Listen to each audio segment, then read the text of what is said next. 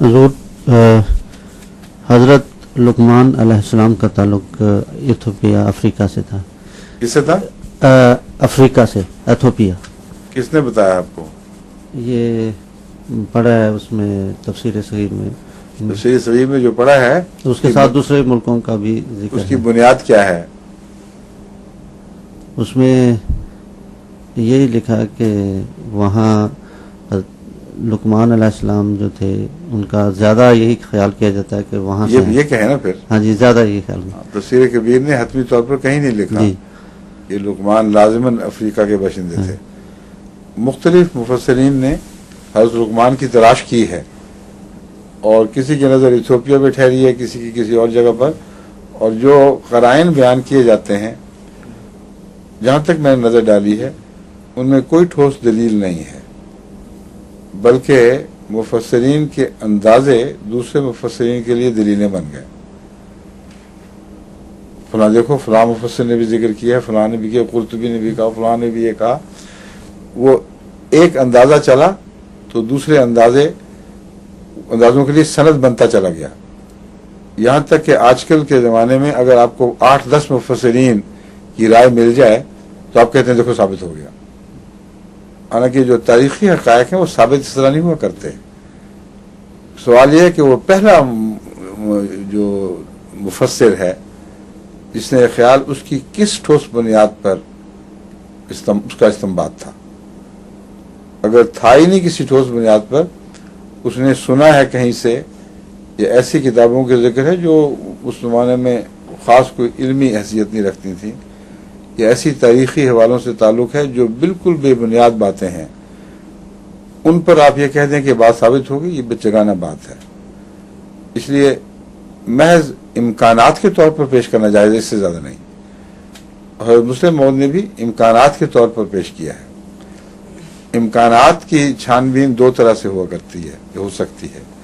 ایک یہ کہ تاریخی حوالوں میں مزید تفحص کیا جائے، گہری نظر سے اتر کر ان حوالوں کی چھان بین کی جائے جن میں یہ ذکر ملتا ہو، اور مزید کتب کا مطالعہ کیا جائے، شاید کہیں اور ذکر مل جائے.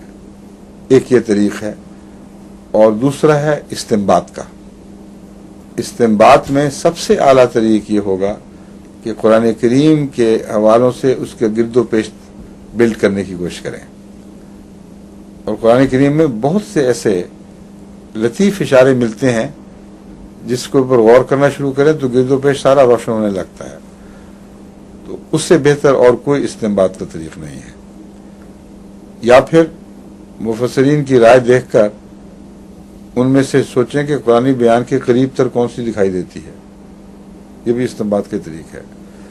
اس طریق پر میرے نزدیک حضرت لقمان کے اوپر کوئی ٹھوس کام نہیں ہے. سمجھ گئے؟ لیکن اگر افریقہ میں ہوں تو پھر آپ کیا کہنا چاہتے تھے؟ اس افریقہ میں صرف ایتھیوپیا حبشہ کے ہوں تو پھر آپ کیا کہیں گے؟ میں یہ تھا اس سلسلہ میں سوال، کیا ان کے علاوہ بھی کوئی افریقہ میں نبی پیدا ہوئے؟ نبی تو بہت ہیں، لقمان ضروری نہیں ہیں. جی، نبی تو لازماً ہر ملک میں ہوئے ہیں، یہ تو ہو ہی نہیں سکتا کہ نہ ہوئے ہوں. ابریجنیز میں بھی ہوئے ہیں، مایا قوموں میں بھی ہوئے ہیں، ریڈ انڈینز میں بھی ہوئے ہیں. ان کے اوپر مغربی محققین نے تلبیس کے پردے ڈال دیے ہیں، اشتباہ کے پردے ڈال دیے ہیں. ورنہ کیونکہ وہ ان کے عقائد اور ان کے تصورات کے خلاف تھا کہ ہر جگہ خدا کلام کرے، اس لیے جہاں بھی اس بات کے شواہد ملے ہیں اس کو رخ موڑ کر انہوں نے اس کو توہمات، سپرسٹیشنز، اس قسم کی باتیں کر کے ان کا صفحے لپیٹ دی. لیکن جب بھی ان باتوں کو مزید غور سے دیکھیں تو صاف ثابت ہوتا ہے کہ ان کا طریق ظالمانہ ہے، ایسے محققین کا جہاں الہی تعلق اور الہام اور وحی کے ثبوت ملتے ہوں، وہاں ایسے سے تم مذہقہ خیز طریق اختیار کرتے ہیں اس سے نظر کو ہٹانے کی کہ جو پڑھنے والا ہے وہ اس کو بالکل لغو اور بیہودہ باتیں سمجھنے لگ جاتا ہے. اس کی ایک مثال آسٹریلیا ہے. آسٹریلیا کے جو ایبوریجنیز ہیں وہ یہ جو اینتھروپولوجسٹ اور سوشولوجسٹ ہیں ان کے لیے مصیبت بنے ہوئے ہیں، کیونکہ سب سے قدیم انسانی تاریخ جو حقیقتاً سب سے زیادہ محفوظ رہی ہو بیرونی تاثرات سے، وہ آسٹریلین ایبوریجنیز کی تاریخ ہے۔ بعض لوگ اسے 25,000 سال بھی کہتے ہیں پرانے، لیکن بعض مزید جو تحقیق کرنے والے ہیں ان میں سے اب جو ایک نیا رجحان ہے وہ کہتے ہیں کہ 1,20,000 یا 25,000 سال پرانا انسان آسٹریلیا میں تھا، اور وہ کہاں سے آیا تھا، کس جگہ کیا ہوا، یہ ایسی بحثیں ہیں جن کا اس مضمون سے براہ راست تعلق نہیں ہے، اس لیے اس کو چھوڑتا ہوں۔ یہ بات قطعی ہے کہ وہ جب بھی انسان وہاں آئے وہ یا الگ الگ قوموں سے آئے تھے، یا وہاں لمبا عرصہ آہستہ آہستہ بٹ کر ایسے قبائل اور لسانی گروہوں میں تبدیل ہو گئے جن کا آپس میں ایک دوسرے سے کوئی بھی رابطہ نہیں تھا۔ 500 بعض کہتے ہیں، مگر اکثر کا خیال ہے 600 زبانیں سارے آسٹریلیا میں بولی جاتی تھیں، اور ان زبانوں کی ڈکشن الگ ہے، ان کے ویکیبلری اور سٹائل وغیرہ میں اتنا فرق ہے کہ جو بھی گہرا کام کرنے والے محققین ہیں ان کی قطعی رائے یہ ہے کہ ان زبانوں کا کوئی کامن انسسٹر ہمیں نہیں مل سکتا، الگ الگ ہیں، اور ہر زبان کی ڈائلیکٹس بھی اتنی مختلف ہیں کہ ایک ڈائلیکٹ دوسرے کو سمجھ نہ آئے،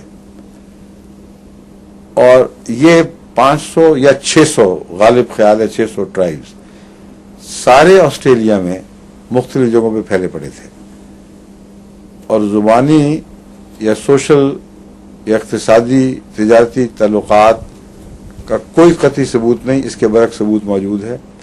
یہ گیدررز تھے، بہت وسیع علاقے پر ہی ان کی زندگی کا انحصار تھا، کیونکہ جو قدرت اگاتی تھی اسی کو حاصل کرتے تھے، کچھ مچھلی پکڑ لے لیتے تھے یا اس قسم کے بعد جانوروں کا شکار کر لیتے تھے، بہت معمولی۔